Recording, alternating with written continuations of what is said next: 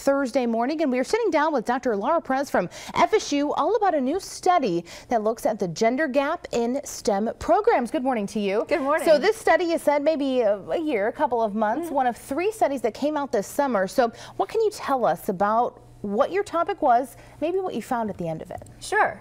My colleagues and I had funding from the National Science Foundation to investigate the gender gaps in specific science fields, in particular physics, engineering, math, and computer science.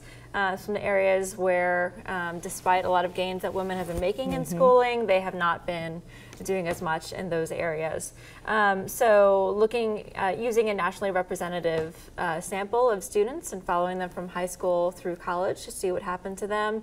In this first particular study, we found that there are still very striking gaps all across the pipeline. So with respect to science course taking in high school, at the very end of high school and the most advanced courses, as well as intention to major in these science fields and the majors that they end up with.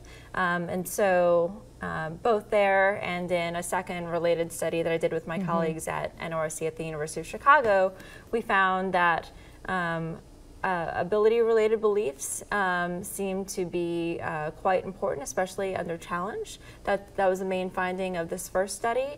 And so if girls will tend to be less likely to believe that they can continue to gain in their expertise in math, and they may be more susceptible to stereotypes that exist in society about math and specifically certain tech-related areas being boys. Right. Yes, exactly. This is something it seems like, oh, we're in 2015. We should be past all that now. Everyone's coming together, and STEM programs have seemed to have gotten a lot of focus lately, but obviously there are still some issues there. What can educators, what can parents, what can other local organizations do to try to reverse this trend now? Sure. It seems like it's not so much, and the second study looked more directly at this as well. It's not ability. It really seems to be about information and confidence. So even at the highest end of the distribution, women tend to be, actually the strongest girls seem to be leaving these fields in college and going into social and behavioral sciences and health and biology,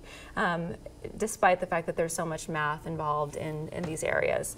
So it doesn't seem to be that, but rather giving girls information to what these fields really are concretely. We have a lot of images in media, as well as a lot of general exposure to medicine and health, but not necessarily what engineering is in real life and what a physicist actually does. So making these fields more tangible, as well as giving more exposure and stronger mentoring around and access to science camps, opportunities, programs that exist in schools, recommending girls into them and not just boys.